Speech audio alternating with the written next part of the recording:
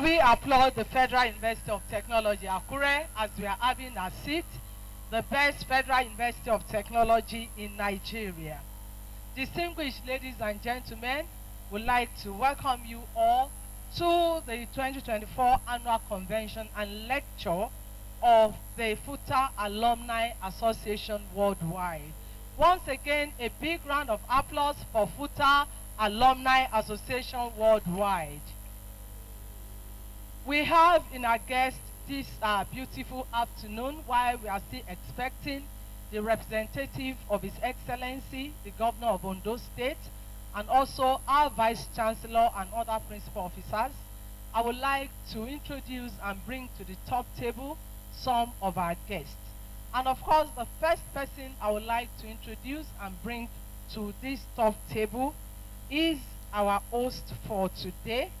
He is the President, FUTA Alumni Association Worldwide, Engineer Adeyemi Bello.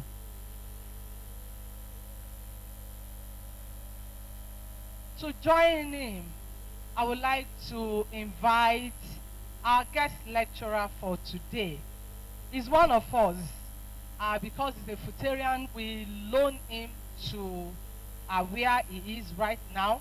That is Professor Francis Igbasan. He is the Vice Chancellor, Macpherson University, Ogun State, Nigeria. You are welcome. He's our guest lecturer. I would also like to introduce and bring to this side of the divide our former registrar of this great institution. I refer to him as a brand new professor, Professor Mrs. Modupe Ajayi. You are welcome, ma. And also to join her on this side of the divide is Professor Ayo Olajuigbe, Director of FUTA Advancement Center.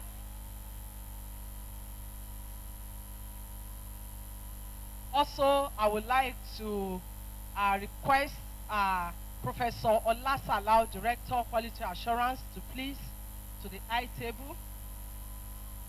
And also Professor Oluwaseyi Awodele, Director, Academic Planning, FUTA. I will also like to bring to that side of the divide, especially, no, she's going to the other side, especially the senior special advisor, special advisor to His Excellency Mr. Governor on Gender Matter, Chief Mrs. Olamide Falano. She's a great alumnus of this great institution. Yes, you are welcome, ma.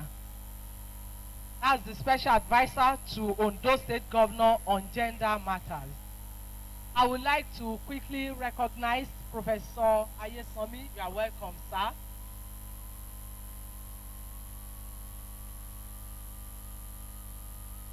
I also want to recognize and welcome one of our Inga Owolabi. Please, can you move to this side? Engineer Inga Owolabi. You're welcome, sir. And also, I would like to recognize and welcome all FUTA North America alumni. You are all welcome. I would like to recognize and welcome Professor Gbenga Onibi, former Director, Student Affairs, former Director, Academic Affairs, FUTA. We also have in our midst one of our erudite professors, Professor Mrs. Mary Taiwo Lowo-Okere. You are welcome. Thank you, ma. And also, we like to recognize the Head Parks and Garden FUTA, Alhaji Ali. You are welcome. We also have somebody representing the Directorate of Corporate Affairs, Corporate Communications, FUTA. That's Aremo Olatokunbo Olakunle. You are welcome. Thank you. Without wasting much of our time, I would like to invite the President, FUTA Alumni Worldwide, Engineer Adeyemi Bello, for his welcome speech. Please, let's applaud him as he's coming to the podium.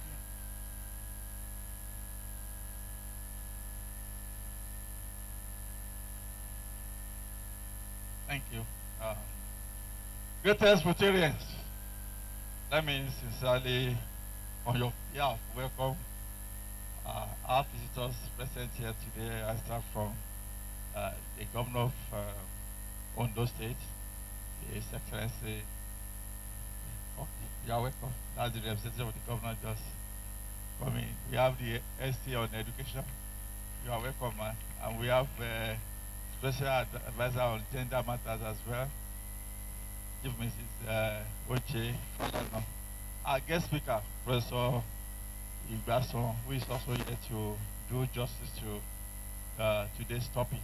I want to also appreciate all the principal officers present here on the high table, Professor Awoyemi, Professor Salau, Professor Mrs. Ajayi, Professor Ayo, and of course, one of us. Maybe some of you can wish this man in white. That is Engineer Benga Owolabi. You must have been seeing his signatures in this university. You must have been seeing it, but probably you've not met him. This is that man who has been spending so much on scholarship. The last one he did, 141 Rotarians were given scholarship. And he's been doing it for how many years now? And he's here with us here. So passionate when it comes to alumni matters. You're welcome.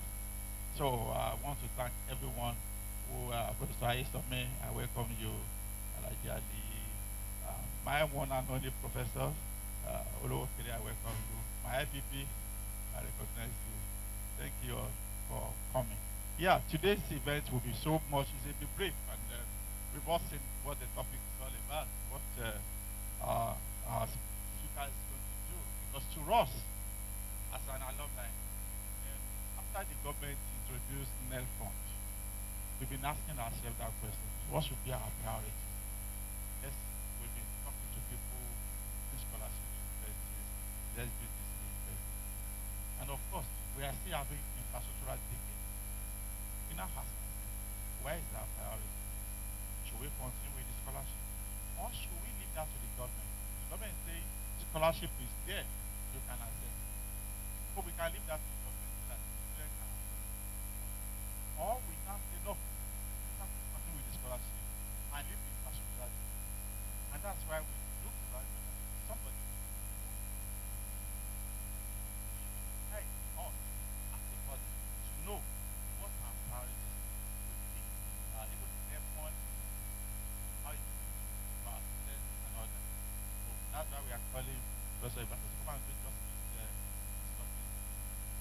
Current Vice Chancellor in my party University in Ogun State, and I think all of us here, all of us, will have good time when during this speech.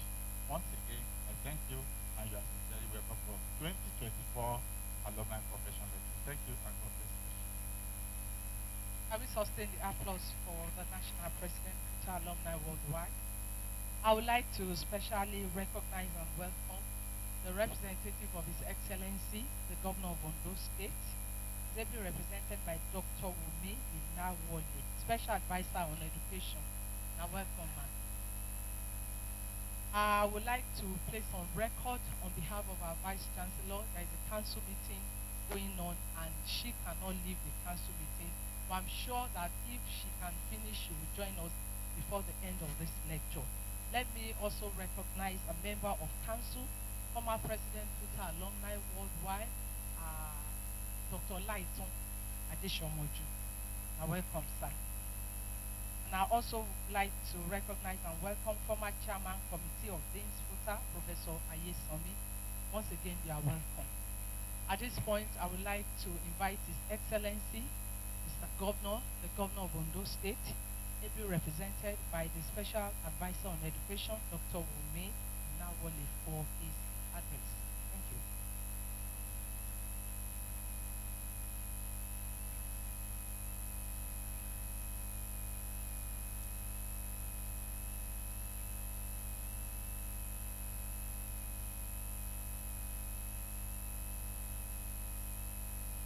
All right. So to correct Madam, pronunciation that would be absolute is best. Global President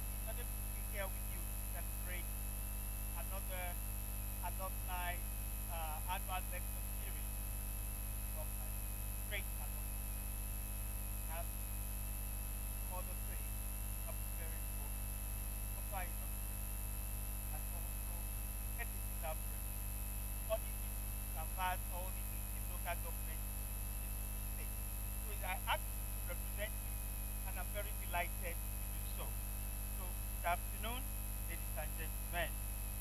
Um, Now, this is a remark from Mr. Governor. So anywhere you see where I said I, that's not me.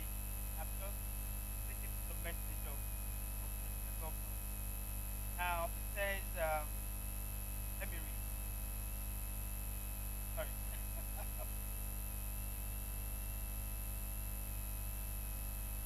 The reputation of educational institutions lies on its past, present, faculty, and staff also play a vital role. The reputation grows when it produces successful graduates continuously who are intelligent, innovative, and effective in their field.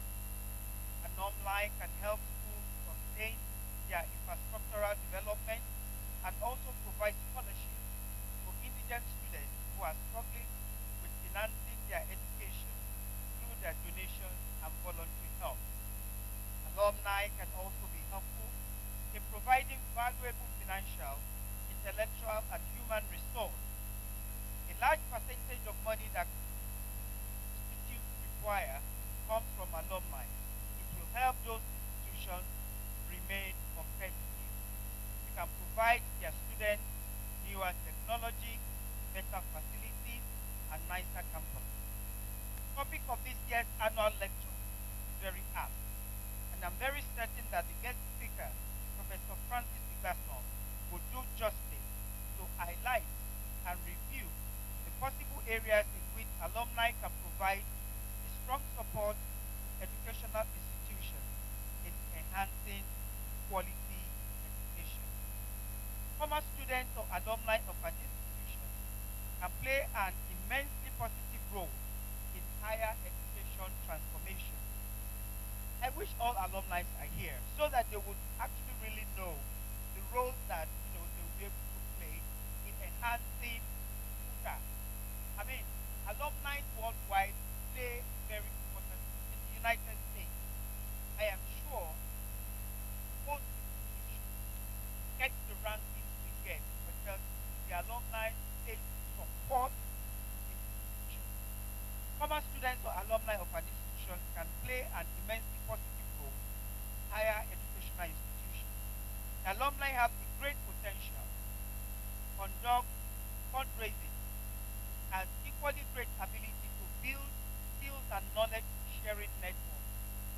Therefore, strategic for institutions of higher learning to establish and maintain good relations with its alumni by inviting them in decision making, network building, and development processes towards the overall advancement of the institution. To do so, it is vital for the institution to have established open and direct communication channels with alumni and ensure that alumni representatives provide a strong support to the managing body of the institution. I am sure as a representative of the alumni of the country.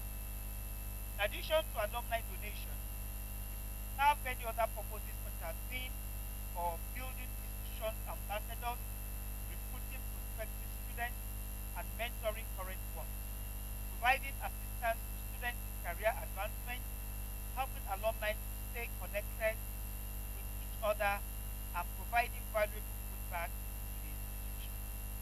An efficient alumni network with external stakeholders can assist the institution in building its reputation. The alumni are truly a strong support to the institution. An active alumni association can contribute to academic matters, student support, as well as mobilization of resources, both financial and non-financial. But to achieve this, firstly, education must be detached from political influence and politicians. Secondly, alumni need to be convinced that their hard-earned money will not fall prey to corrupt practices and will be used wisely for betterment and growth. Nigerian Education Loan Fund is a pivotal financial institution established under the Student Loan Access to Higher Education Repeal and Reenactment Act of 2024. It was signed into law by President Bola Ahmed Tinubu on 3rd of April 2024, making a historic step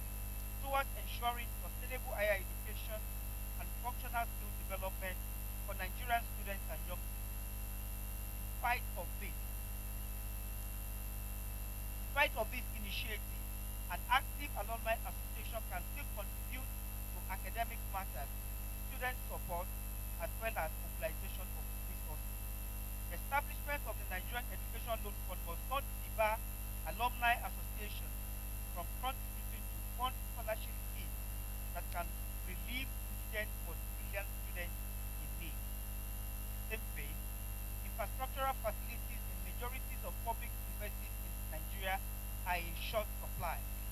It is noticeably clear that Nigerian universities have teaching and learning facilities that fall short of the international best practices and Nigerian national minimum standards. The state of these facilities is disturbing, and apart from the fact that they are grossly inadequate, most of them are in shambolic state, comatose, obsolete, and out of use, while many others are improvised.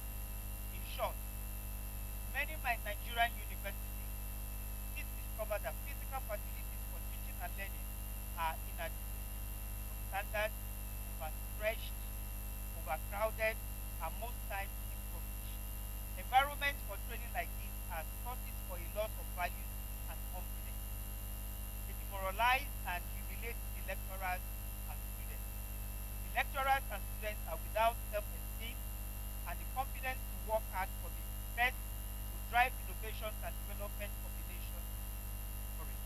Therefore, alumni associations must continue to support their institutions in the area of infrastructural development as government cannot do it alone. Then, we want to congratulate the global leadership of the Alumni Association of Akure and wish them continued success. Yeah. Thank you. I submit, Mr. Governor.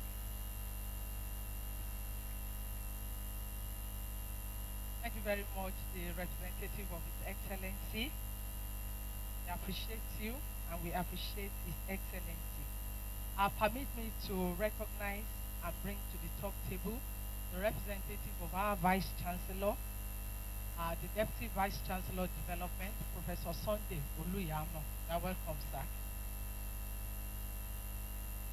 And quickly, I would like to recognize and welcome Director St. Futa, Professor Doni Daramola. You're welcome, ma'am. And also, we have in our midst the Dean, School of Postgraduate Studies, African Aviation and Aerospace University, Abuja. He's also an actor. By the time I introduce him, you will see him and know him.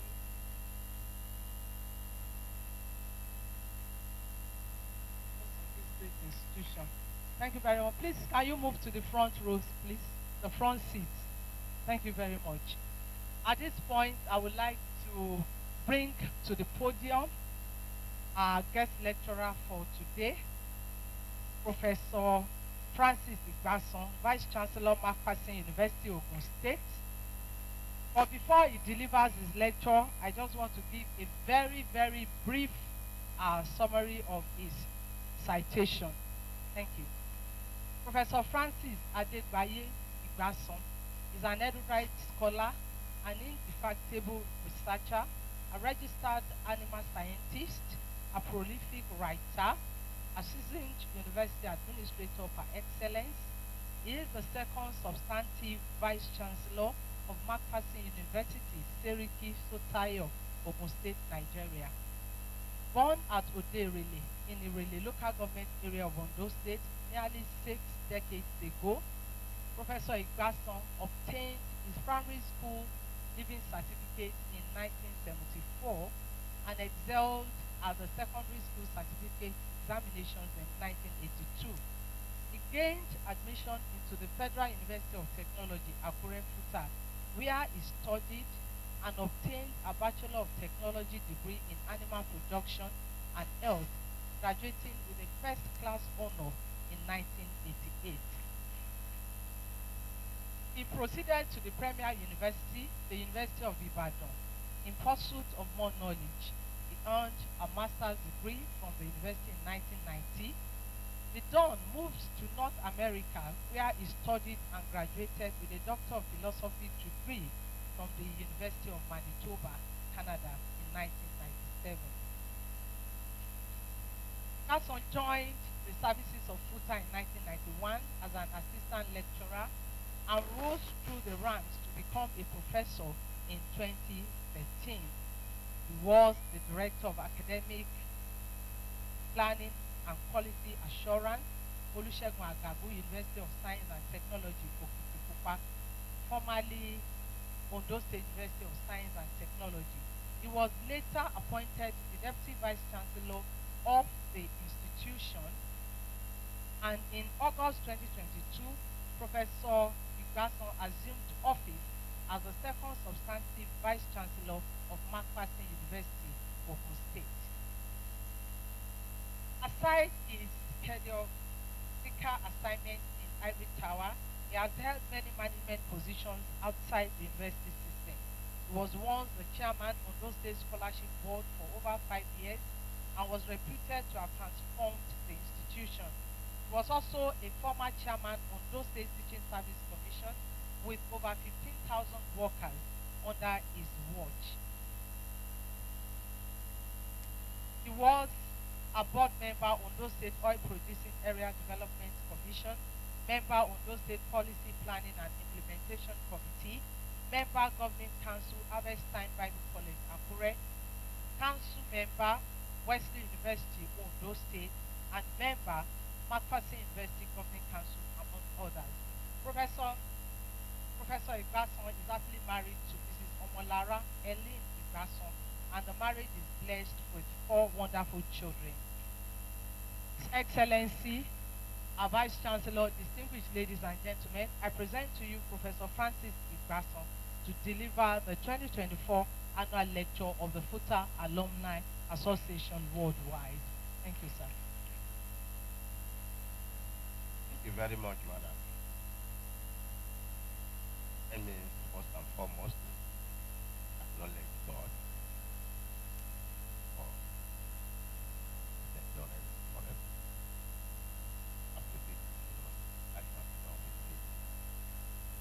Let me acknowledge the presence of the governor, who is ably represented by my sister, Dr.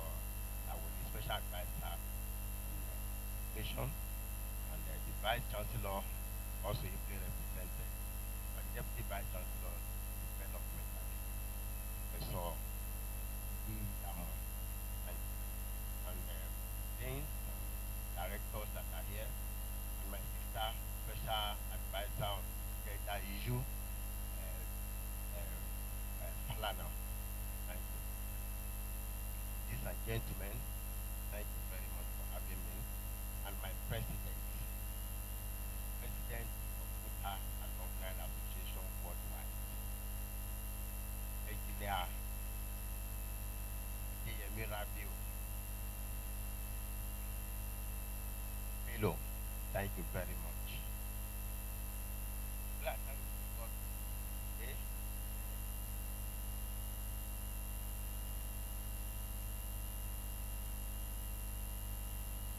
Topic of our lecture is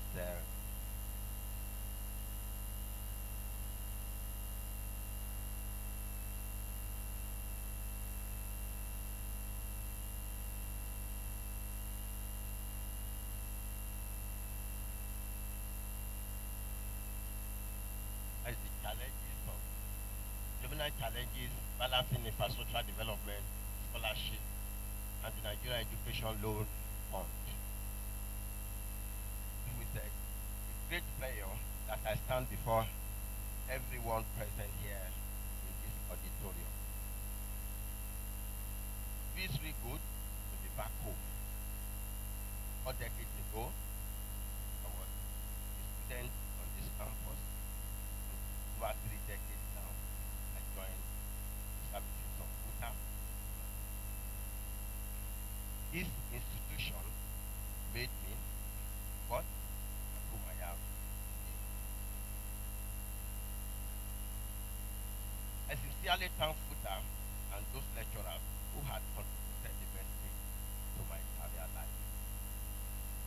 Obvious, so so much have changed between then and now. I'm delighted with the development and growth on our campus. And I want to specifically thank all the vice chancellors, past and present, for their developmental leads. Let me therefore specially appreciate our innovative and dynamic vice chancellor, Professor Akini, and by extension, all members of the university management. I want to also appreciate all members of staff of this great institution who consider it worthy to place this nation with the gift of their presence. I say a big thank you. I also wish to publicly celebrate FUTA Alumni Association Worldwide for the 2024 annual convention. FUTA alumni are extraordinary, great Futarians. Great Futarians.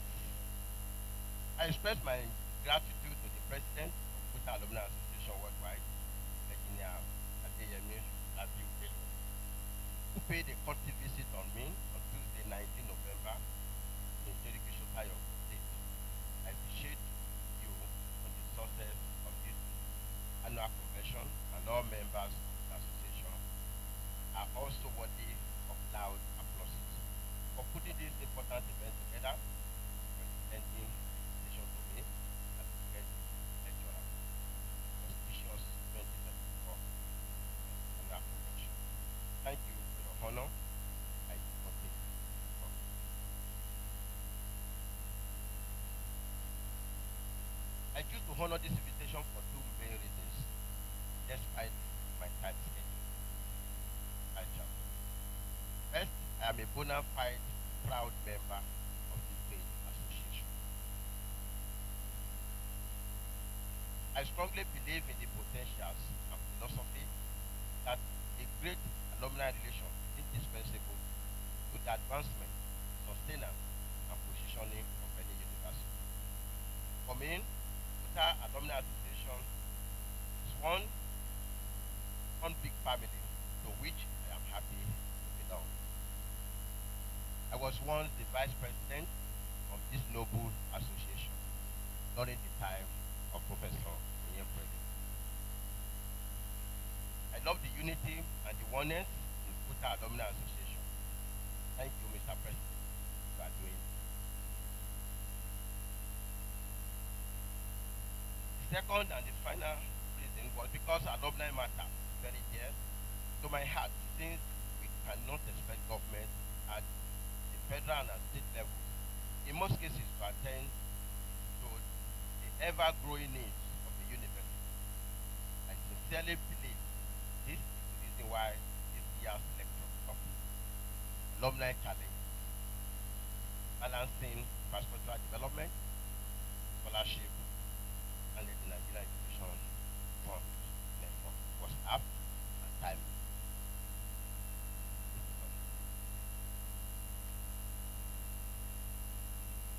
The history of alumni association in the world is as old as the education institutions themselves, and FUTA alumni was not different.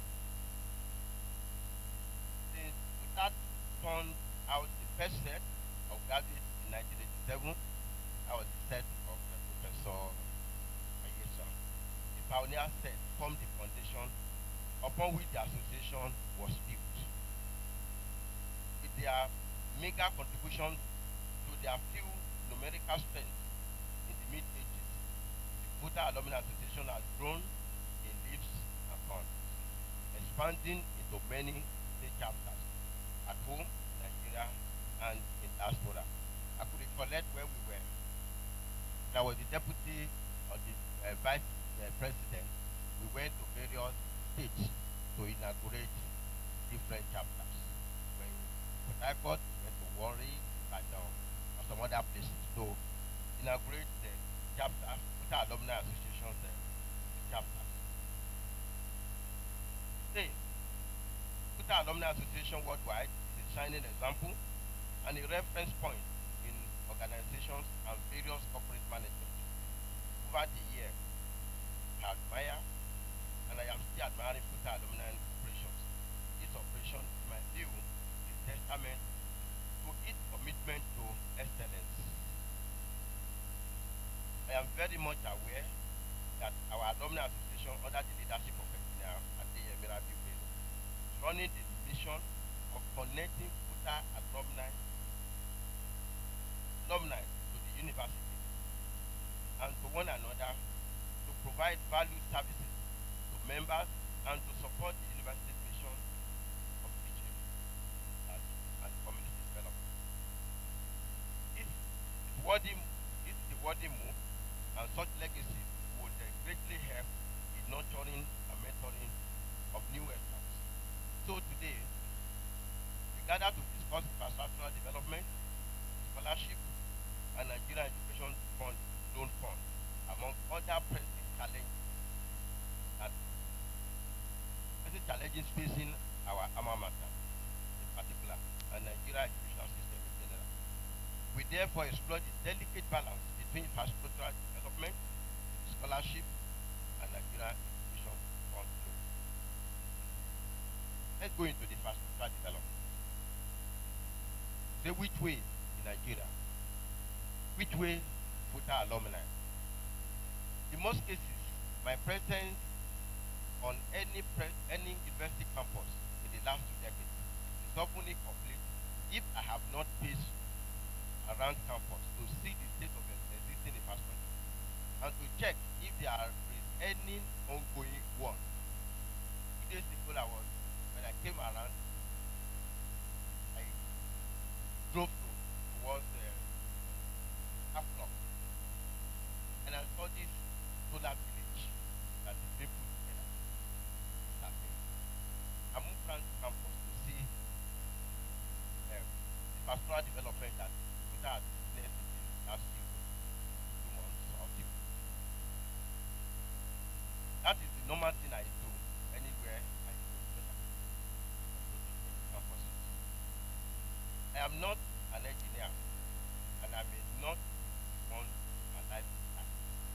But I can say, and I know, the value of solid infrastructure to an institution. Integrity of the structure is important. I've had opportunity of also visiting some universities outside the country, UK, Europe, America. Recently, 2021, I was in Cambridge University, University of Cambridge. See the structure that has been put together. 30th century, university was established 30th century, so that the structures are still there, very solid,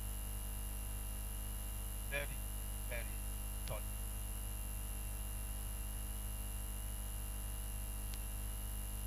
I saw academic and administrative structures that were built centuries ago still standing tall and strong. Back home in Nigeria, especially at the University of Ibadan, did my master's in UI. Those halls of excellence, let me give actual collaboration as this one. They are still there. They were built to last. We must reflect about the future of our institution outside the abundance of human resources. Infrastructure is key because people, students and staff will not live and learn in space. Personally, I often ask myself this almighty rhetorical question, like, what infrastructural legacy are we bequeathing to the generations coming campus in the year 2044? And this is 20 years' time.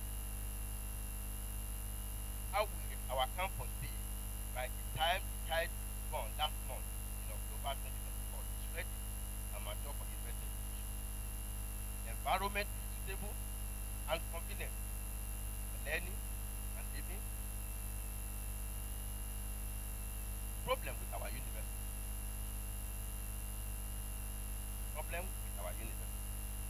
It is a known fact that all the tertiary institutions have one common problem, and that is tolerating infrastructure in many universities remain a pressing concern. Lecture halls are closed, then libraries often lack up-to-date information resources for teaching, learning and research, regular database for academic research, and laboratory facilities are sometimes obsolete. This is why public universities are churning out graduates with minimal skills via industrial study.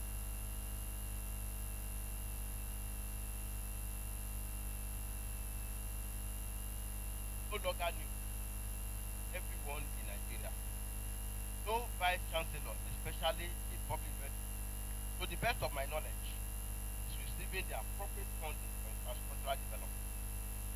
Indeed, the poor state of infrastructure in our campuses is a big heartache, not only to the university management, but to the alumni body and other stakeholders of the university. Just recently, just about 2-3 weeks ago, Vice Chancellor of a popular university paid a courtesy visit to me in my office and said deteriorating infrastructure is an asset among the university managers. And this problem have gone on. This is very right. To the University of Maiduguri in the far north eastern Nigeria, the University of Calabar at the extreme end in south-south geopolitical zone, free, safe, and go to UI, go to Ife, go to anywhere. See that our infrastructure and nothing that goes back. The story is the same. The overhead costs of running university systems is swallowing almost all the revenue. The last 6 months, infrastructure development, cooperating, universities have been paying huge amount of money. I don't know how much the price is. When I was doing job this my place, August 2020, we're paying 5 million to 7 million naira per month. But around the May this year, this of 25 million naira was brought. So, let's see, from 5 million to 25 million. This, when I discussed with some of my counterparts, for example, when I got this bill, I got the Vice Chancellor of Babcock University. They asked me, I said, this thing, how much is your? I said, mine is 25 million. I said, my own is 183 billion naira. I called a friend, another Vice Chancellor of Covenant University, not in a private institution. Vice Chancellor of private institution. I said, this, how much is your? I said, mine is 25 million. My own is 363 million. Let's see. University paid 3 billion naira per month. Just on electricity consumption, other services are there. Other services. So it is worthy to mention that government through the Data Education Trust Fund provided some form of intervention. This still lead to job. First are paying what is their money. How will they pay?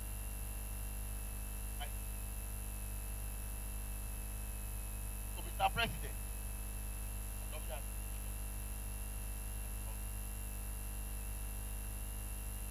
and not outside the soul of this country, the story about infrastructural development as government, alumni groups, and some stakeholders have come to the aid of many institutions. For example, Harvard University, an active alumni group that has worked diligently to amass resources information on the university website. Association's current value is $20 billion, which is at 3.8 billion naira. Some represent about 40% of the university endowment.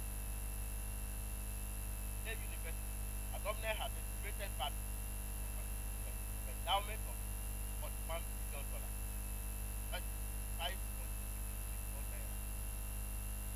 Massachusetts Institute of Technology has 8.5 billion and contributed $303 billion.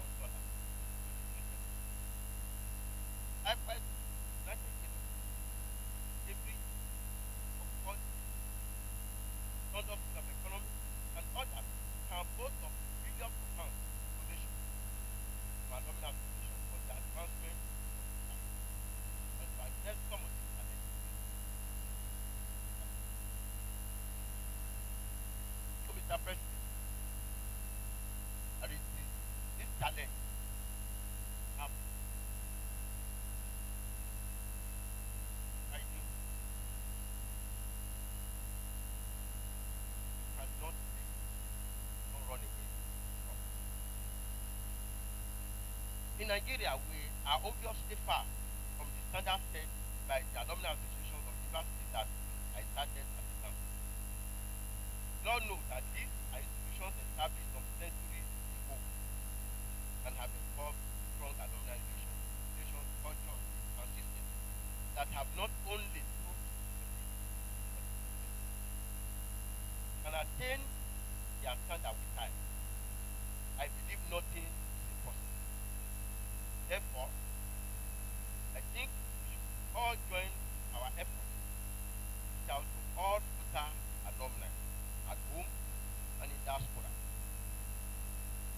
Mr. President, let us reach out to all future, not only even those outside. Let us come together.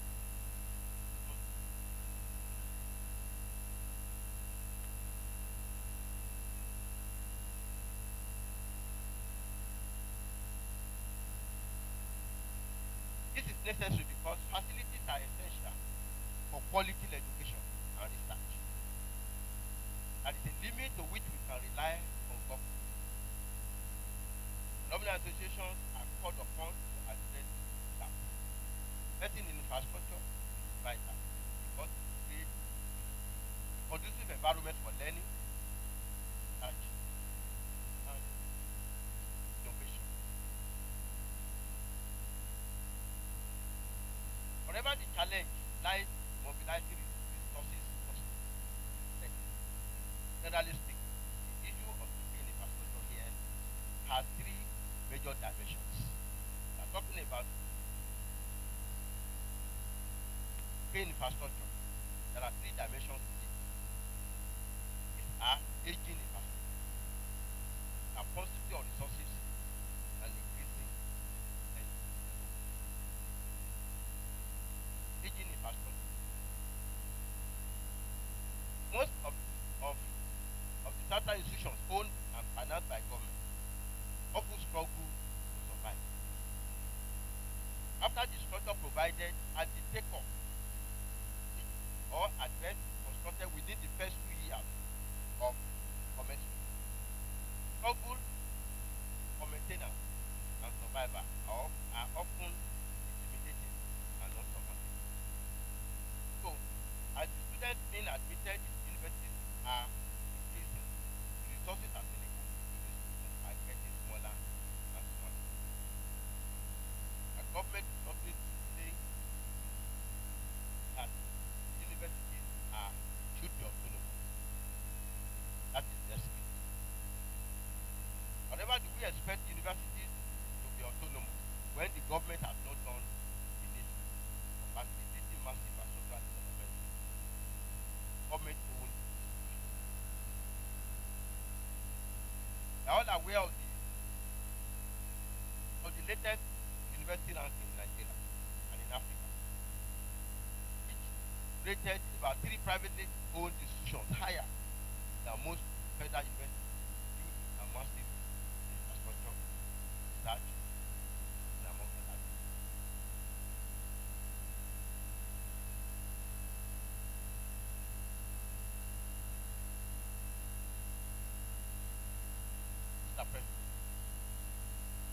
Alumni association cannot run away. Persisting that I as culture. One other point is that we have universities are experiencing paucity of financial resources. Most universities in Nigeria are broke financially. I know that that is also true. This is understandable, considering the limited resources at the disposal of the management.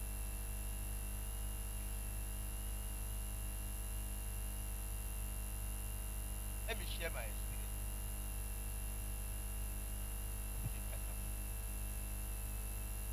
In 2023, Lagos, in Pond,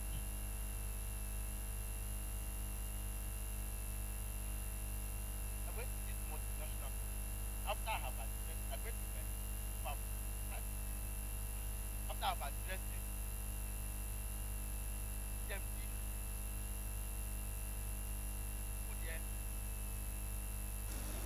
all what I said that the multinational company should do for us. You know, the man told me, he said, VC, he said, what you are looking for is within your university. I was actually looking at him, I said, if it is within my university, why should I even come here? Why should I come? He said, how much do you have in your endowment? How much do you have in your endowment? I look at the boss. I said, boss, how much do you have in our endowment? Because you are in charge of money. He said, okay, our money there is less than 10 million. He said, 10 million.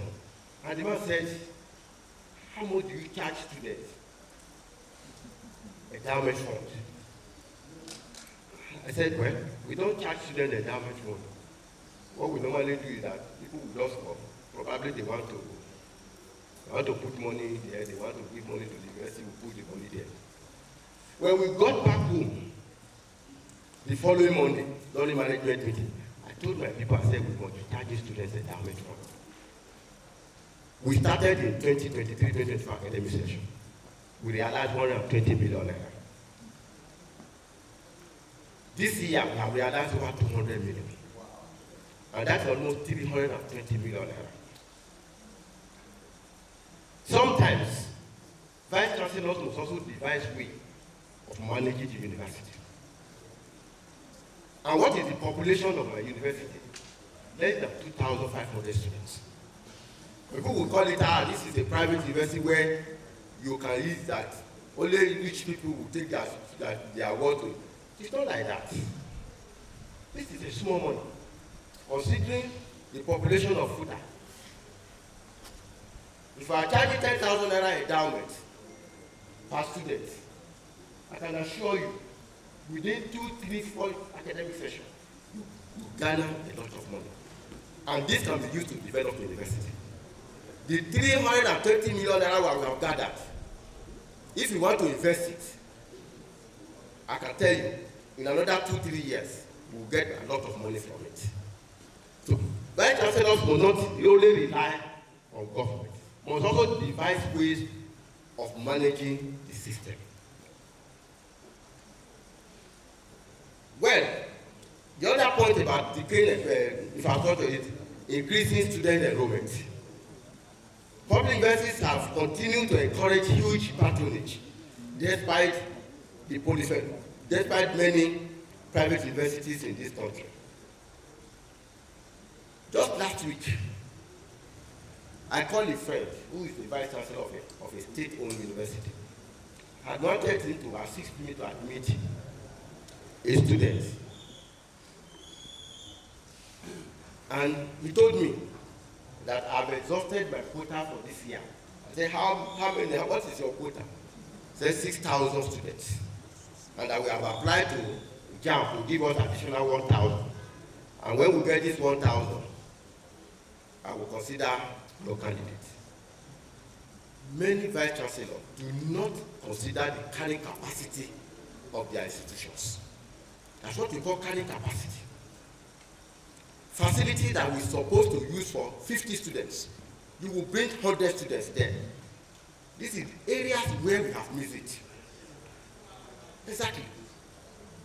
If your quota is 5,000 or 6,000, and even this 6,000, you don't even have facilities to train this 6,000, you are still applying for another additional 1,000, and that 1,000 is added.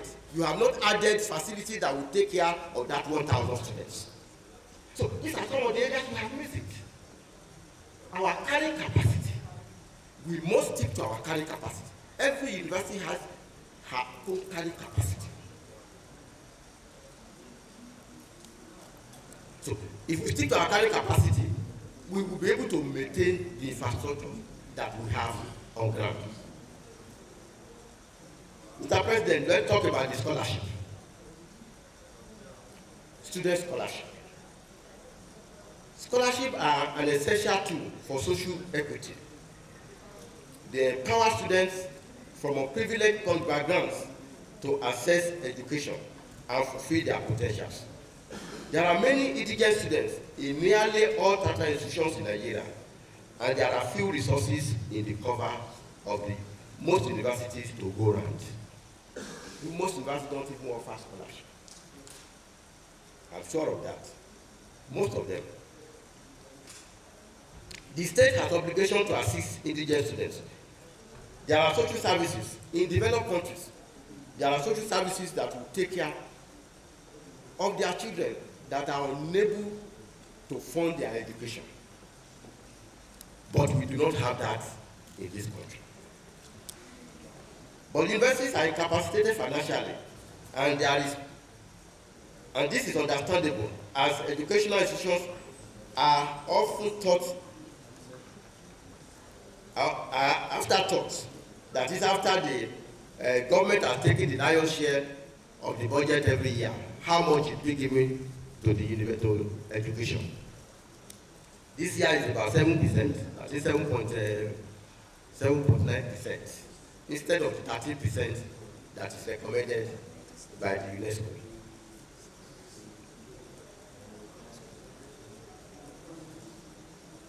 Let me deviate a little at this juncture. After the president removed the fuel subsidy last year, a friend engaged me and predicted that public university fees would patch the dream of some students, indigent students in our public universities. Today, all federal universities in Nigeria have taken their tuition fees far above the minimum wage, and I dare say above the reach of poor Nigerians, whose incomes are continuing to go down. The difference between public and private today, it is not much. Therefore, structures must be put in place to provide financial aid for deserving indigent students, but indigent and brilliant students, in order to keep their hope of a better tomorrow alive. Alumni, this is where alumni must come in. Alumni must establish endowments and contribute to scholarship funds to support these students. Mr. President, let me say this. You cannot leave the aspect of scholarship until you want to concentrate on the aspect of infrastructure. You need to balance this. Actually, I was impressed, I think, at the beginning of this year or sometime this year, where you called for funds to some of our indigent students in Nigeria. I even contributed to that. That you should continue to do that. It is a good move. So that alumni all over, not only in Nigeria, all over, can contribute to the scholarship endowment.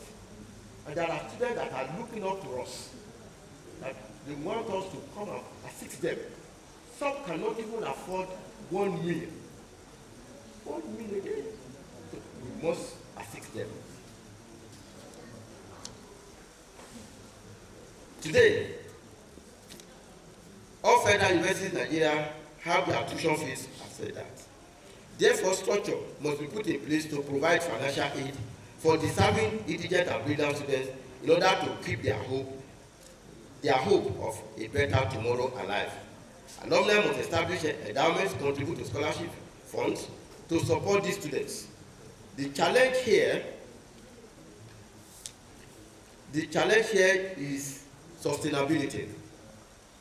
Sustainability. As I have mentioned, we need to sustain it. Lastly, let me talk about the Nigerian Education Loan Fund, which was established last year. Nigerian Education Loan Fund. Well, federal government deserves some form of accolade for the establishment of Nigerian Education Loan Fund, which is the creation of the Access to Higher Education 2023. It is a good one, but do they have the political will to actually implement this? The political will is very important. Very, very important. Let me say this. It is interesting to know that so far, the agency in charge has disbursed some funds in proportion of Nigerian students. Earlier this year, late this year, I think like about in November, the managing director of that body, Dr. Akitude Soya, announced that the agency has disbursed 11 million. Government budgeted 96 billion for this project. They have only disbursed 11 billion. 11 billion. What about the remaining money? That's what I said, the political will to actually implement it. The president meant well, but what about those administrators that are there? We even discovered that even the first disbursement, FUTA students were not captured. FUTA students were not captured. It was later they released about 34 million naira for FUTA students. Most of those that were captured are from the northern part of the country. People from the east, I can tell you categorically, less than 10% of the people from the southeastern Nigeria enjoyed this. So it is very important. We must not leave the future of our children in the hands of these people.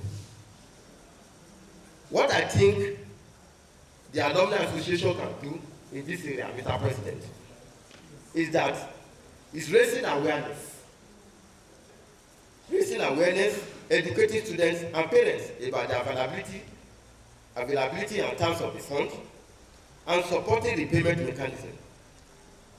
Help the beneficiaries understand the importance of the payment to sustain the fund, and monitoring and accountability. Partnering with institutions and government bodies to ensure transparency in fund disbursement and utilization.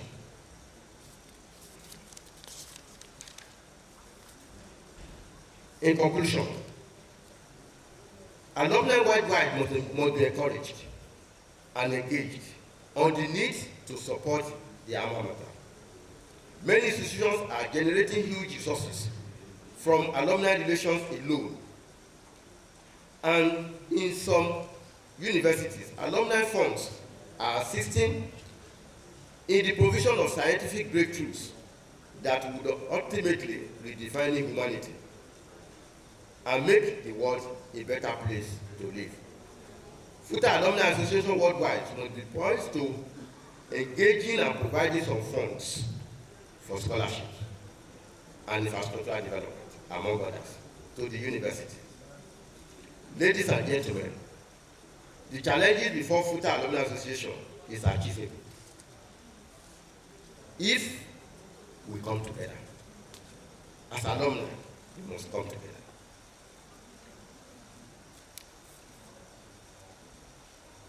One area I want to mention before I give my appreciation is that, Mr. President, it is important that the association prioritize relationship building.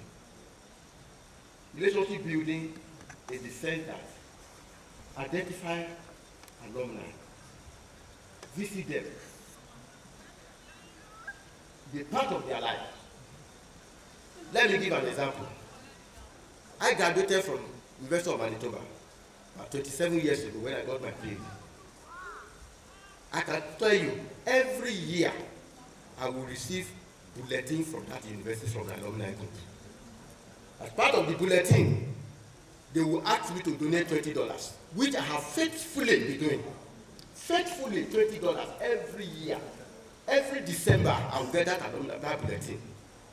And if that is done to thousands of people, students that have passed through the university, you know that amount will translate. This is something that FUTA alumni can do. And I want you to do it. Once again, let me thank you for listening.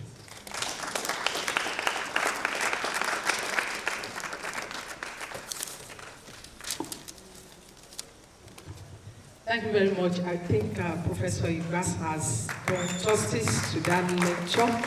The topic. I will now hand over the microphone to our Vice Chancellor, who is the chairman of this occasion, for a comment and also question and answer session.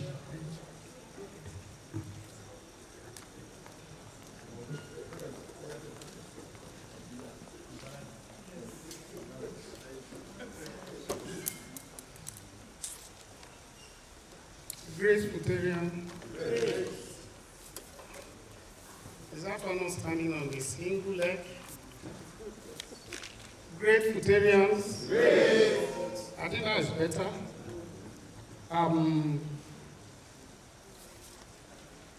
I bring you warm greetings from my principal, the first women Vice Chancellor, dynamic leader, and forthright leader, a round peg in a round hole, especially in the administration of FUTA at this very period.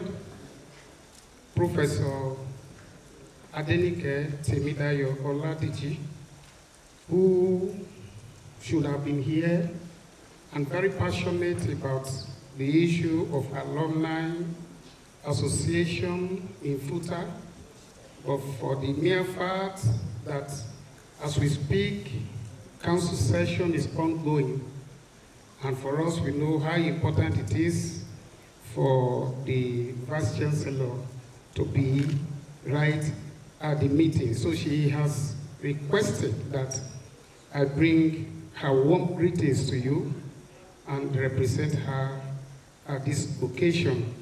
She has to take permission for me to get out of the meeting.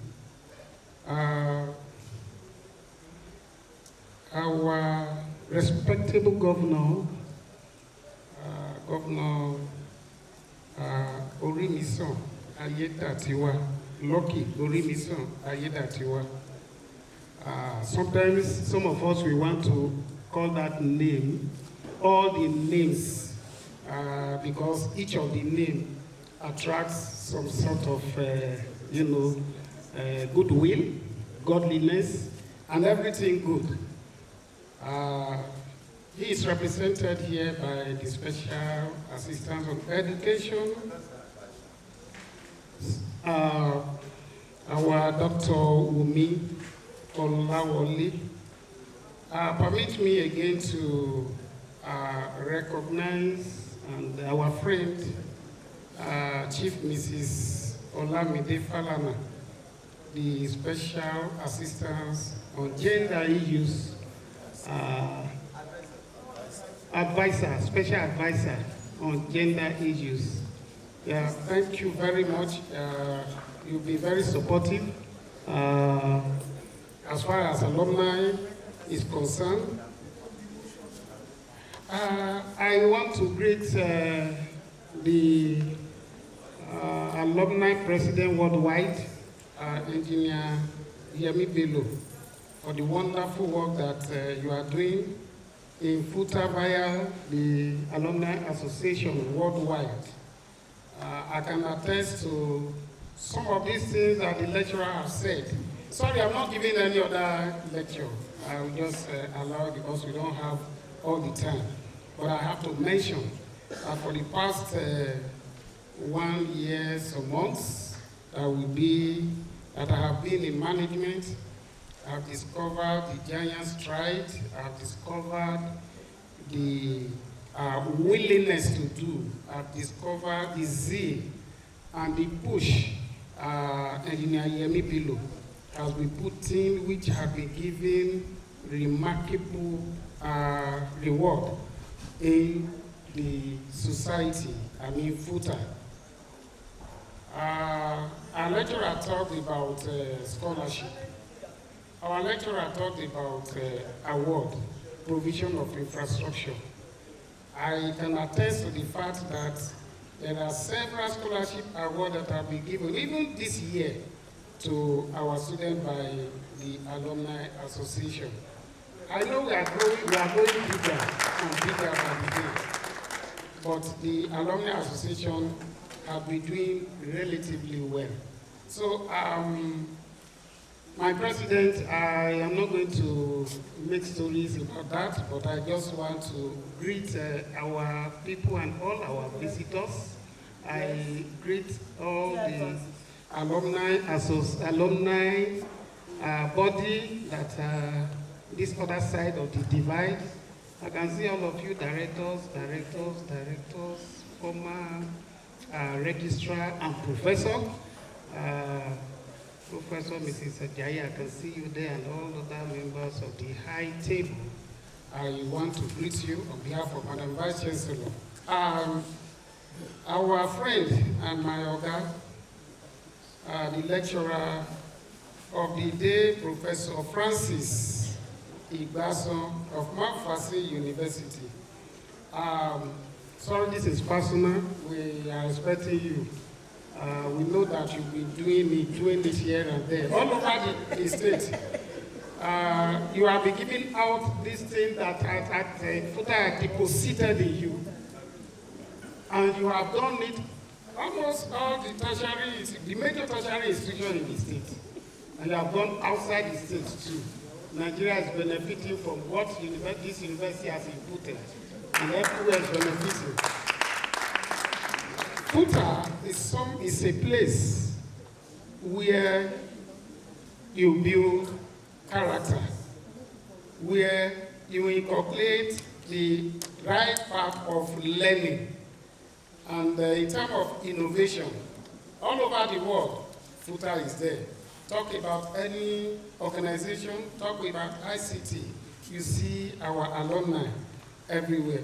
So thank you very much for coming to deliver this lecture. I think we all know that we have made the best choice in the person of Professor Igbasan for this lecture. Part of what he has told us, again, I want to greet everyone that is here, professors, our visitors, and everyone that is in this hall. Thank you for coming. The lecture has been well delivered, and particularly we have some challenges that have been mentioned: deteriorating infrastructures in universities, the issue of power and electricity, and you will agree with me that it's a major stumbling block in the university system as we speak. Yeah, I was surprised when the lecturer talked about something less than 10 million of electricity. I was saying, is it just one room or one building? For your information, before the advent of Band A, the university was paying something around 45 or thereabout million. Yeah, you will ask, how do we make up when we receive just about 10 million from the federal government and we pay 45 million? But nobody will ask that question. But all you know is that we don't have light. Students will say, you can't cut off our light. Our colleagues will say, why are we here? And we are in university and we are doing research. But when the Band A came, I think our bill rose to about 150 million per month. And we need to service the university. And that was why you discovered that the university had to go on power sharing. But in the wisdom of Madam Vice Chancellor, like the lecturer has said, we decided to power some of our major buildings and lecture theaters with solar system. And that is ongoing. People can testify, which the lecturer had mentioned. We need to look at ways to ameliorate the situation. But the same 10 million naira still subsists. And 10 million. Government is not looking the other way. It doesn't want to know whether that is a problem or it's not a problem. But I like the lecture that has revealed that the provision of infrastructure cannot be left in the hands of the university alone. Our alumni must be in the forefront, and we must carry that banner. University too must devise means of improving on the finances in the university. He mentioned endowment, he mentioned most of these things, which is correct. And I want to say that he has dished out all these things because of his experience in the educational system. You will agree with me that he is loaded in that respect. Can we give him a round of applause? One particular advice that I learned from the lecture is that we as alumni must establish sustainable endowments that will create scholarship for students. I underscore it. We must establish sustainable endowments that will create scholarship for students. I hope I'm correct. Why I underscore that is that we don't want to do it once and for all. You just get there, do it, and you go. You must continue to do it. The example that he had, I know about Massachusetts University, I know about Warwick, I know about some other university. They are the ones, alumni is the one that has been running the university. And we can get to that. The only way for us to get to that is to be able to sustain it. He mentioned that we must always reach out. We must always make everybody somebody. Do you understand that? To make everybody somebody, you must catch them. You must connect them everywhere they are. I hope I'm not giving another lecture. Yes, I am told to moderate the question and answer time. Let me just stop there. The student loan is one of those things he mentioned, and his first loan is on. We must encourage our students. We must sensitize them. In this country, sometimes when something comes up, before it fades out, nobody will, some of us will not even get there. Only a set of people will be enjoying it. And that was what happened when this thing came out. People from the north, from some area, those were the ones. In actual fact, can I inform you that we were almost begging students to apply. You know, there are conditions to do it. So, and if you don't apply, you can never be given. Some of us were saying a lie. And some of us were saying, how do we pay back? And the condition for paying back is very simple. When you get a job. And it's just like, yeah, they are giving you free. So let's encourage our students. Let's encourage our words. Let's encourage our parents too. Some of our parents don't even understand these things. So thank you, sir, lecturer, for giving us this wonderful lecture. Let me stop here and ask if, I know that with this summary, I think all of us will have one of them in mind, but for want of time, we want to take just 3 questions from the audience. I just take one from this side, one from the middle, and one from this So can I see your hands up? Questions from this side? Yeah, I'll come to this side. From here? Yes, ma'am. Prof, that's number one. Yes, here, number two. Anybody from this other side? Okay, we have just two questions. Where is the third one? Okay, oh, they are sitting by the second person. That's all right. We're going to take these three questions. May I ask that we go straight to the question? The lecture has been well delivered and summarized. So just ask your question. Sir, are you ready for us? Thank you, sir. Thank you for the lecture, sir. I was going through, at my relaxing period, I was going through TikTok, and I got a student of a university who put it on TikTok about his department. And this is what they were saying is, inú ìgbèkùn ni mo wà nígbà kan mi ò mọ̀. Bóyá inú ìgbèkùn ni mo wà nígbà kan mi ò mọ̀. That is, he put the signpost of his department. And then the background song was saying, inú ìgbèkùn lòun wà nígbà kan. That is, it was a bondage at a particular point in time. Sir, how do we, because we the teachers, we the university teachers, we are the very first group of people who first of all will bring good relationship that will bring back our students to look at us later after they have graduated and bring back to the university. How do you encourage us so that that relationship between our students when they were still with us, and how will that affect their relationship with the university after they had left? Looking at a student putting the banner of his department somewhere on TikTok where everybody throughout the world will see, and saying that it was a bondage at a particular point in time.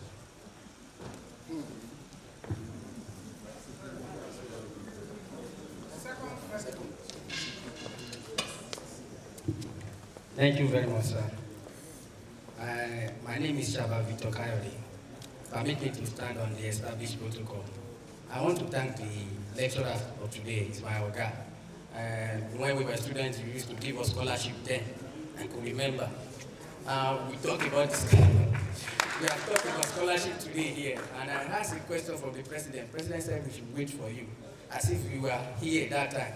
And we have answered the question that I had my president, the alumni association, to raise the bar of the scholarship given to the student. Said we will answer the question, and we have answered the question. And no, he has taken the import of that message now.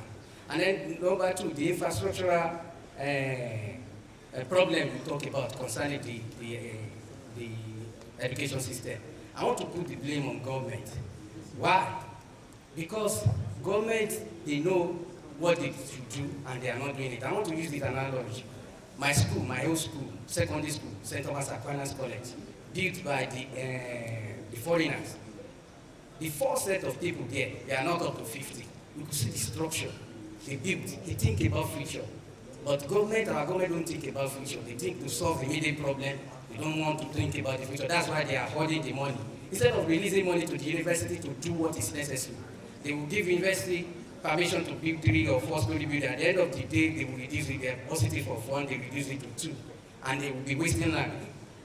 Aquinas College, before the structure began from the state government, from the government, it was around 2000. And I left the place late night.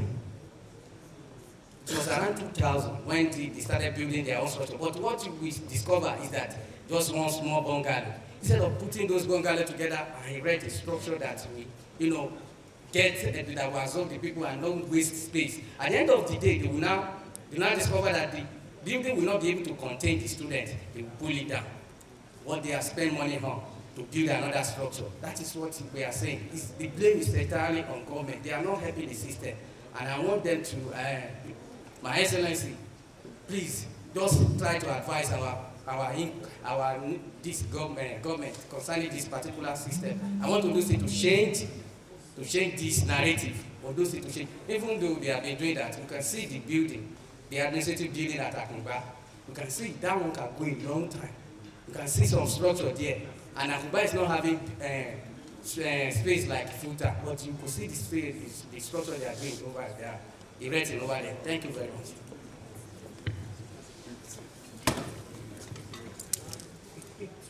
My name is Dr. Barrister Olekendi, essay to the governor of State and the product of Futa. I feel that there is a need for Futa to generate electricity and some other things to the public. There was a lecture that took place when Professor Jenny, who was my former lecturer, was alive. I asked that question, that why was it that Futa could not produce in Asputa, we are technology university?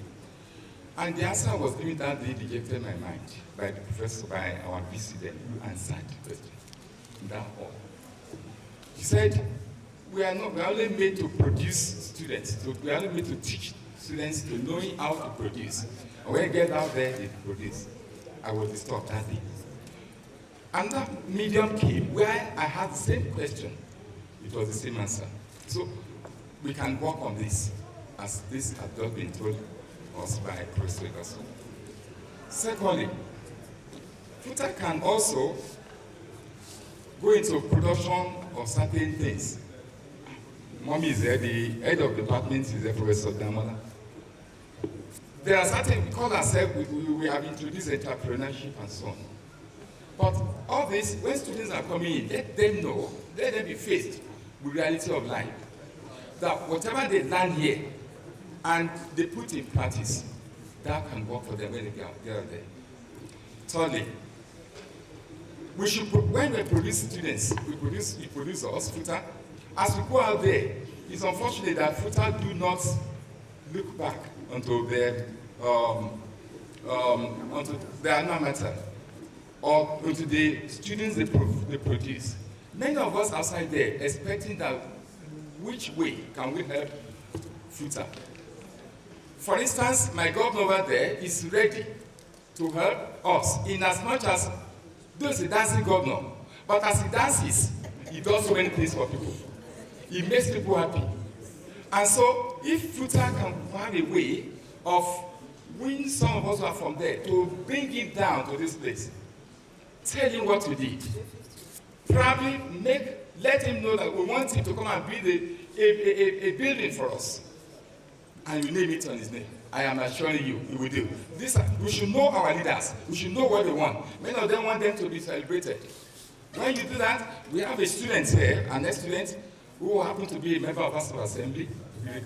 It can be used with some of us who are there in the government, but unfortunately, our people, we are not really made use of. If we are made use of, I'm assuring us we can go. Finally, students' endowment, sir. I start to wondering the method and methodology we're going to use to increase fees, to increase money, to bring in this endowment. Most of the students we're having, many of them are Nigerian students. And immediately they mention that a particular amount of money has been added. You see them crying about, hey, Futa.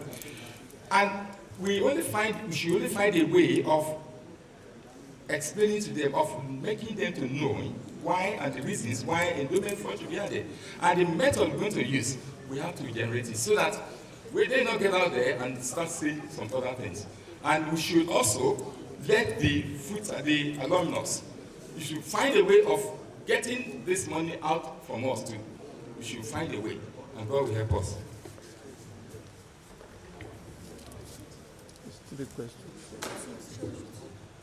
Please, our lecturer will respond. I think we have just one basic question. The other two just contributions. Thank you very much, sir. Well, Prof, you talked about our students putting things on WhatsApp, putting things on TikTok that will affect the image of the university. It boils down to relationship building. the relationship building. Normally, when I address my staff, you know, those of us in private institutions, we know how to take care of students very well. But in public, we undermine a lot of things. And that's actually affecting the image of the university. There was a time when, during the time of, I think, Professor Daramola or what is his name, Balogun, there was a particular alumnus that the advancement center went to him, and he mentioned that if so lecturer is still in that department, I will not come back to do anything in that place. Don't Professor Daramola? Yes. As lecturers, we must see these students as our children. The way we treat our children at home, that is the way we should treat these students. Nowadays, their generation is quite different from our own generation. The way they think, the way they analyze issues are quite different from the way we do things. So, if we take them as our children, the way we treat our children, the relationship will continue even after the student must have left the system. And that will affect the university. It will affect the university. If you treat the student very well, you behave as a father, you behave as a mother to your students. You don't look down on them. Most cases, we look down on the students. And that is what is happening in public universities. Even in teaching them, in lecturing them, any student that has problems, the way I look at things is that if a student comes to the university, although I'm from a private, my own thinking is different now, because I work in private university. If a student enters my university, I must make sure that no matter the situation, the student will graduate, will leave the university. Dr. Alowolodun, you know Dr. Alowolodun, who did sabbatical with me. There is a particular student which I told her that she should be going to his room to bring him to classroom. We go to that extent. Ask Professor Alowolodun every morning. Professor Alowolodun will ask the student, where are you?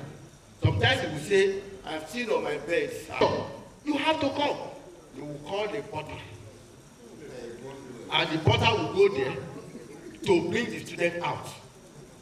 And the student will come to classroom. Eventually, the student will graduate from the system. At the end of the day, if the normal student that will think back and say, what I have become today, that would affect definitely more money. Ask them. That is what we call silent, I don't know how to call it now. But when you want to charge students, you devise a way of asking them to pay the money and they will pay. We have learned how to raise funds. If you don't raise funds, the private university, you cannot survive because there is no subvention. You have to pay your workers. On 20th, 20th, 22nd of every month, I must pay my workers. If it's on 23rd, I have not paid, they will call me. VC, we have not received a lot. 22nd, 23rd, maximum 23rd. So, if we ask students to pay full time with a population of, I don't know the population, but we should be over 10,000, 15,000 now. Charge students 5,000. Nobody will complain. That 5,000 goes into a different account. For 2 years, you will know the amount of it. I mentioned $20 here. $20 in America is nothing now.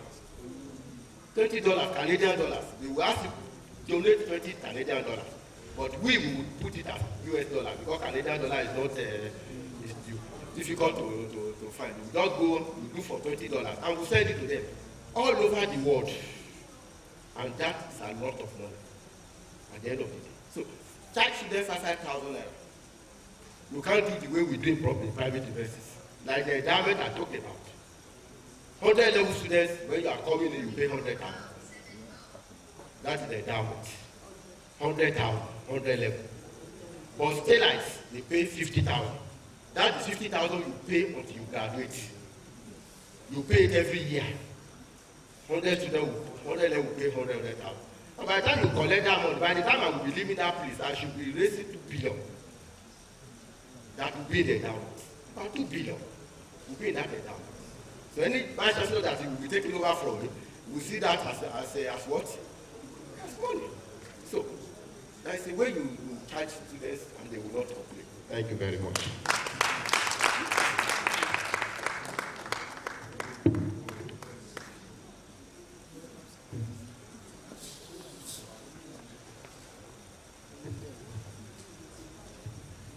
Thank you very much, Professor Igbasan. Gradually, we are coming to the end of this lecture. We'll have an award for 3 alumnus. The first person is our guest lecturer, Professor Igbasan. Please, sir, can you step forward?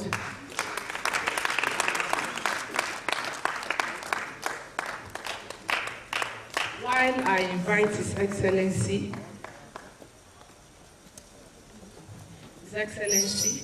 the Governor of Ondo State, represented by Dr. Wumi Ilawale, to do the presentation. The Vice Chancellor, representative of the Vice Chancellor should join. The alumni president should also join in the presentation.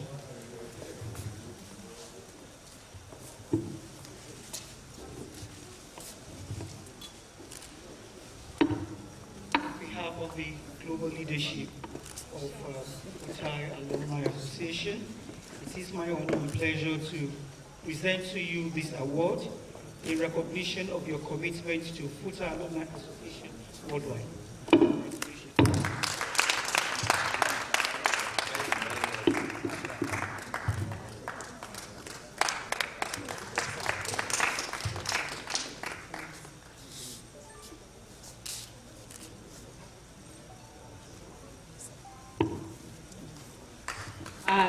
You can have your seat, ma'am. Thank you very much. The next person is Engineer Gbenga Owolabi. And I would like to invite our Vice Chancellor, before you sit, let the Special Advisor on Gender to Mr. Governor join in this presentation, and the Futa Alumni President. Citation.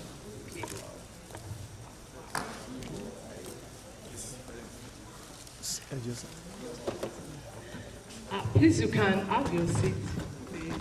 After the citation, I will invite you back. Please let me take a summary of the citation. Please, can you step forward? Owolabi Gbenga Ayodele, PhD, FIMAREST, PMB, CBAB, CEng, Core, MEI, EURING, ACI.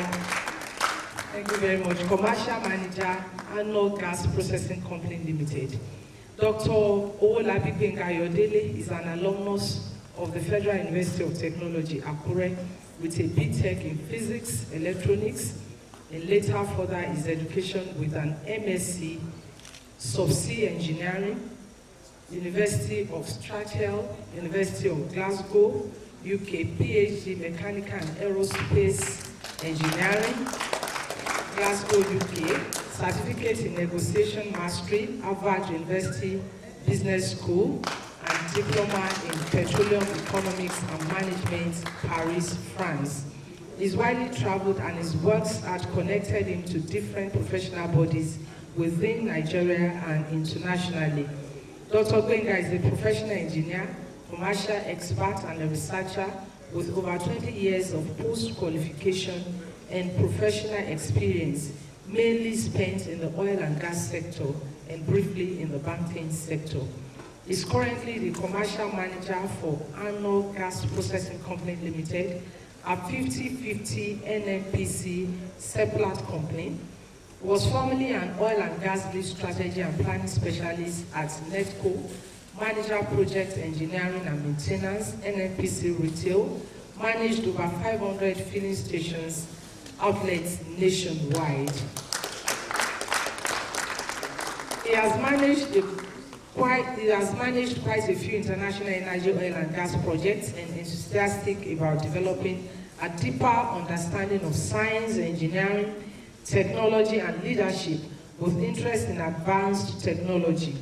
His achievements in the NNPC is supervised from end to end the operations of ExxonMobil, Shell, Ajib, Total, Chevron, and Grid Cornwall for decades. Negotiated high-valued maintenance contracts with huge cost savings and managed the APO FPSO valuation and technical audit.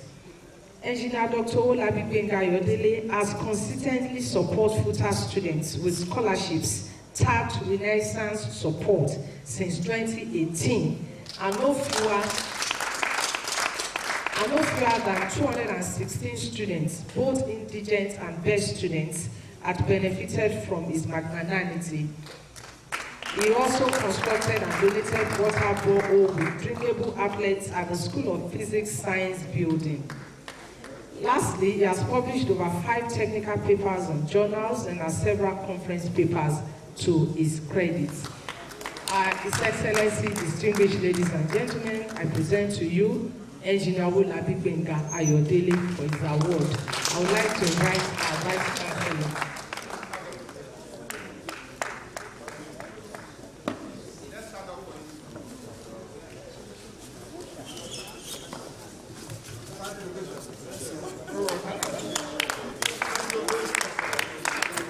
Thank you very much.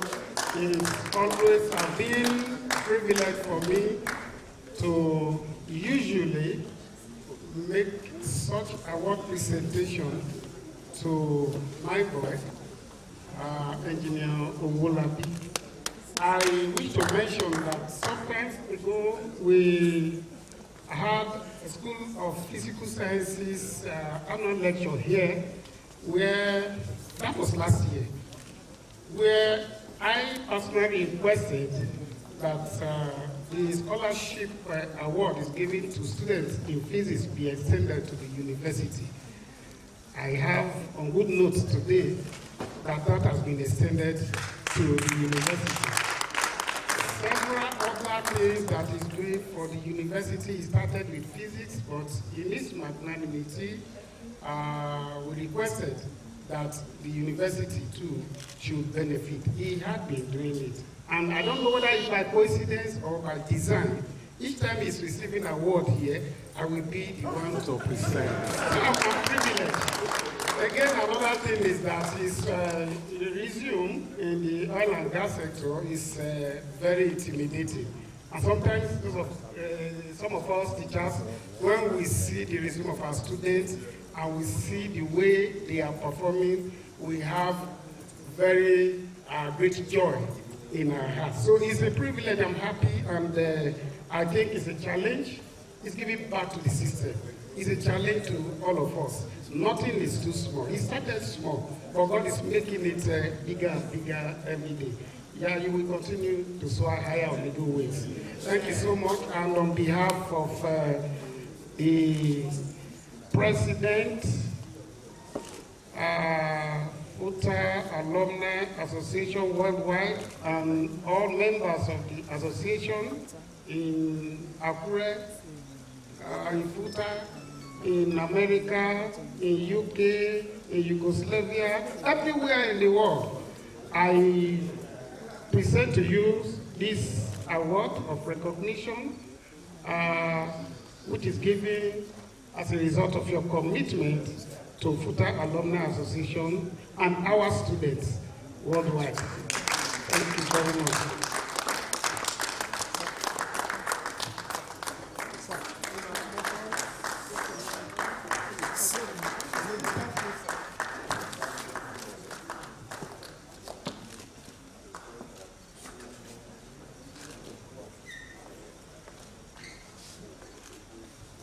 Thank you very much. The last presentation goes to FUTA North America alumni. FUTANA, please, who is representing that group? to please step forward. Is representing Futana to receive this award. Who is representing Futana, please, for this award? The Vice President.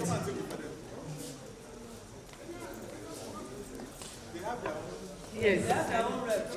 No. Yeah. The rep. Let me quickly give just a brief profile of FUTA, a North America alumni. Futana, the Federal University of Technology, Akure North America alumni, is a gathering of all alumni of FUTA who are residents in North America, specifically the United States, Canada, and the Caribbean islands. The foundations of Futana were laid over a decade ago when various graduates of FUTA decided to come together and form an umbrella body. But it was not until several years later, on February 28, 2018, that the WhatsApp group was created by Mr. Tunji James, popularly known as TJ, of the 1992 matric set and a former director of socials of Akindeko Hall. The WhatsApp group became a rallying and online meeting point for alumni of a great university. Mr. Bumiola Dujoye of the 1992 matric set became the first president, assisted by a team drawn from different generations. Under his leadership, the alumni registered itself with the US government and over the years began to develop programs to benefit members and impact FUTA, including the following: 2020 COVID FUTA support. With many people struggling during the COVID lockdown, Futana raised several millions of naira and donated foodstuffs to staff and residents of the FUTA neighborhood. In 2021, donation of 30 brand new laptops worth over 20 million naira to FUTA. In 2022, donation of 1 million naira scholarship to FUTA students. In 2024, donation of 5 million naira scholarship to FUTA students.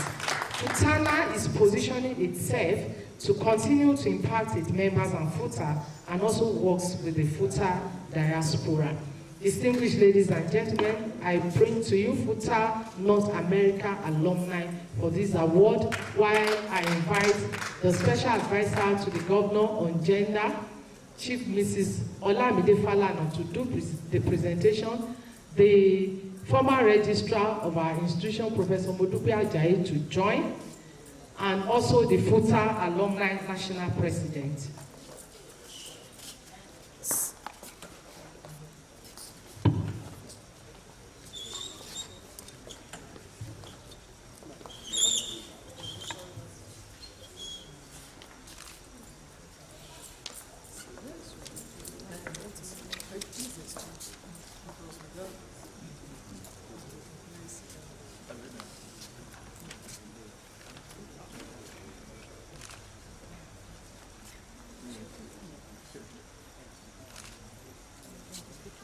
This award is presented to FUTA North America alumni FUTANA in recognition of your commitment to FUTA Alumni Association worldwide, and also an encouragement to do more in the future. Congratulations.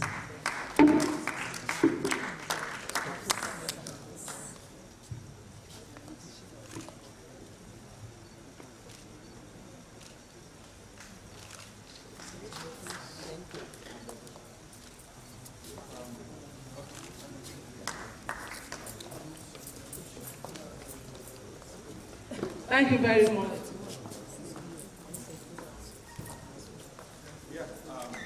Sorry, I have to break this protocol quickly. Yesterday we had this National Working Committee meeting by the FUTA Alumni Association worldwide. I want all NWC members here, please come out. All NWC members, so that we can quickly do this, what we all agreed to do. This letter is going to one of our own, because sometimes we see a goal, we recognize a goal, and we are trying to adjust strategies in the way we run the affairs of the alumni. Sometimes you create committees to do some things. The NWC yesterday unanimously agreed to give one of our own, who is here, our Venezuela Award, Edina Dr. Gbenga Awolabi. This appointment letter, which I will read to you, Edina Awolabi, please come forward. My senior, you are all part of it. This is the assignment you asked me to give to him. And what we are talking about here is this is the convention. We are saying to you, Dr. Gbenga Awolabi, yes, sir, appointment as chairman, Futa Alumni Worldwide CBT Building Project. This officially informs you that the National Working Committee NWC Futa Alumni Worldwide, at its meeting held on 27 November 2024, unanimously agreed to appoint you to oversee the completion of the 500-seater capacity computer-based CBT building under construction. The building is being funded by the alumni body. I want to use your capacity and networks to help facilitate the completion of the building before the next convention in November 2025. Your passion and unwavering support to our alumni bodies and to the growth of the university has earned you this recognition, and we believe you will use your good office to rally support for this task. You are by this letter given the authority to nominate any member or members you deem fit to assist you in this assignment. All the drawings and the bill of quantum will be made available to you. Please accept the assurances of our esteemed regard. Sincerely, Somebody President and the General Secretary. Thank you.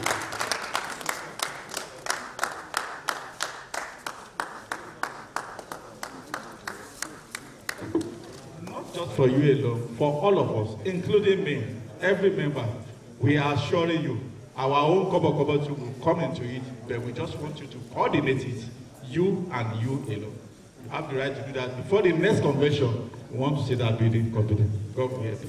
Thank you, and God bless you.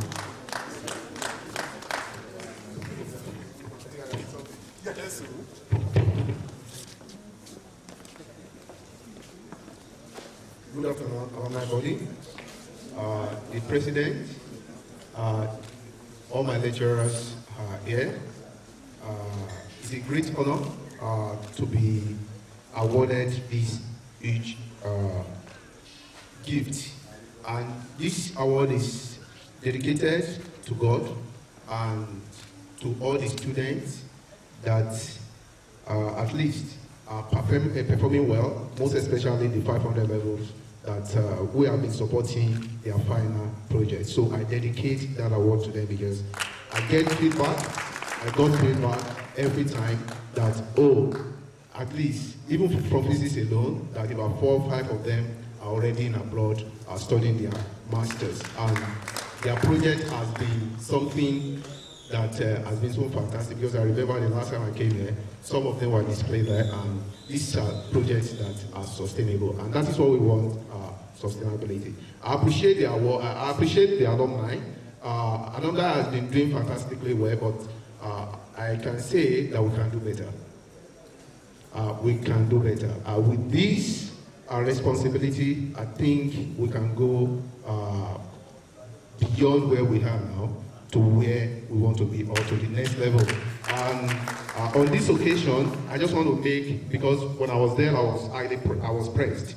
Then I went to the toilet, to the gents, and I couldn't even spend up to 1 minute before I rushed out, because the place was. So I think I can seize this opportunity to say, I will upgrade it, and I will replace some of the things there. I know it may not be immediate, but I promise that toilet, because people use this hall, which is which is the biggest hall we have, because I remember this hall. This is where I had my matriculation as far back as 1995, and it will be good if VIP people come here and they want to do 1 or 2 things to see the gent as something that is accommodated. So I promise that I will do that.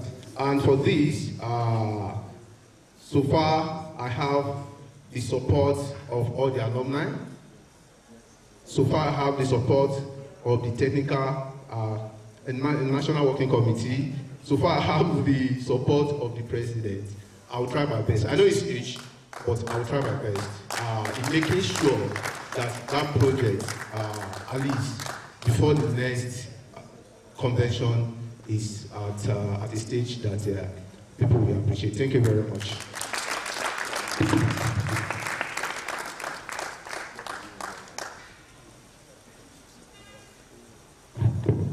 Thank you very much.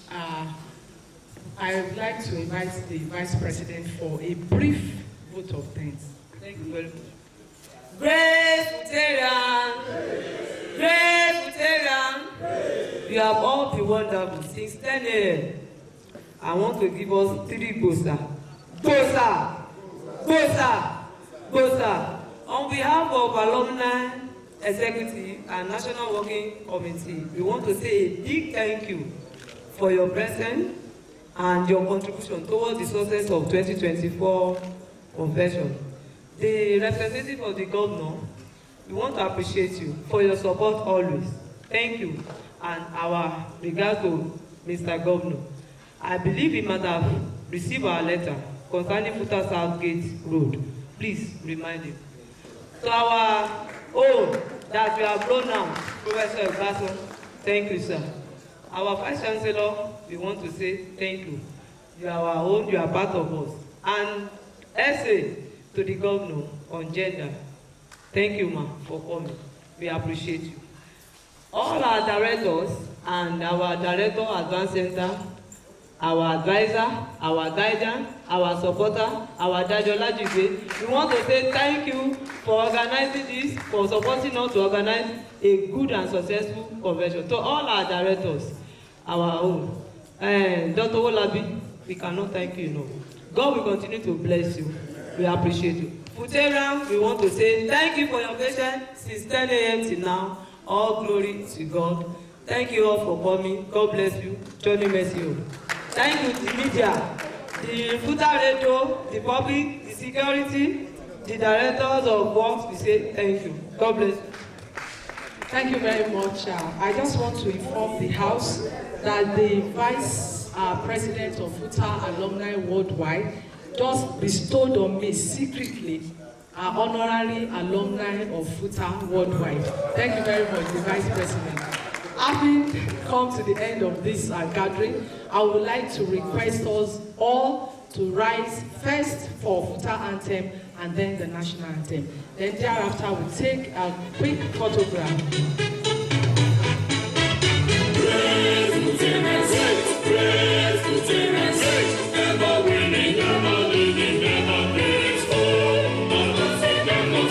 Brotherhood.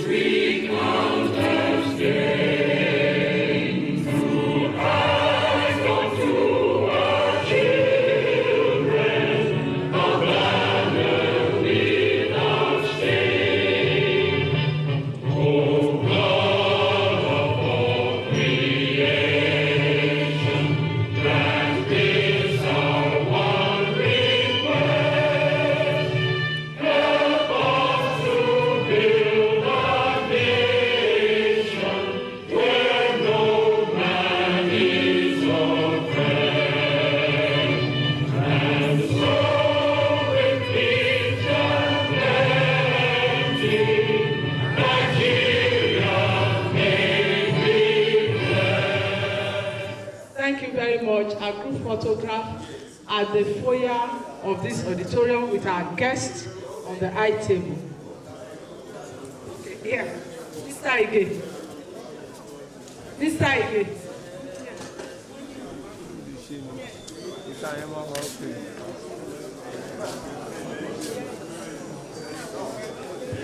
This side again. Is it here or